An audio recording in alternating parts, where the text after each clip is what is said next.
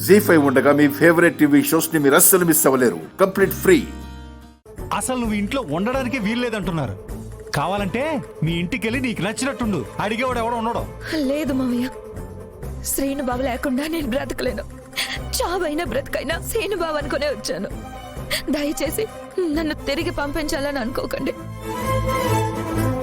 చూడు చారు, ఇంతవరకు మీ వల్ల జరిగింది చాలు. ఇకనైనా మమ్మల్ని ప్రశాంతంగా బ్రతకనివ్వండి. ఆద్య శ్రీను బాబా ప్రేమించుకుంటే మీరంతా నన్నంటారేంటి?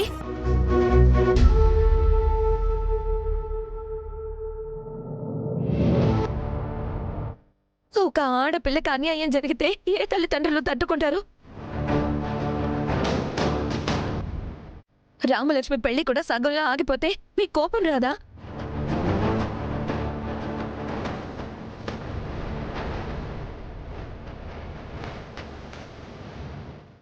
మా అమ్మ నాన్న కూడా కోపంతోనే కూతురు బ్రతుకు ఏమైపోతుందోనని పంచాయతీని ఆశ్రయించారు.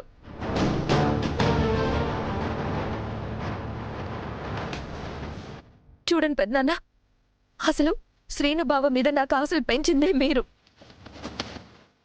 నాకు శ్రీను బావకి పెళ్లి కుదిర్చింది మీరు. తనే నా ప్రాణం అనుకుని బ్రతుకుతుంటే శ్రీను బావ ఆద్యని ప్రేమించగానే నా మనసు మారుతుందా?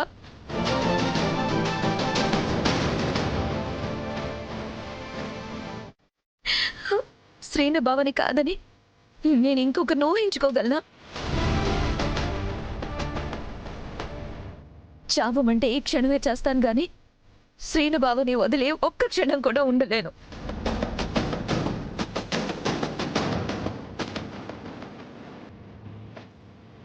అన్నయ్య, మనం మాట్లాడే అవకాశం ఇస్తే ఇలా ఎన్నైనా మాట్లాడుతూనే ఉంటుంది.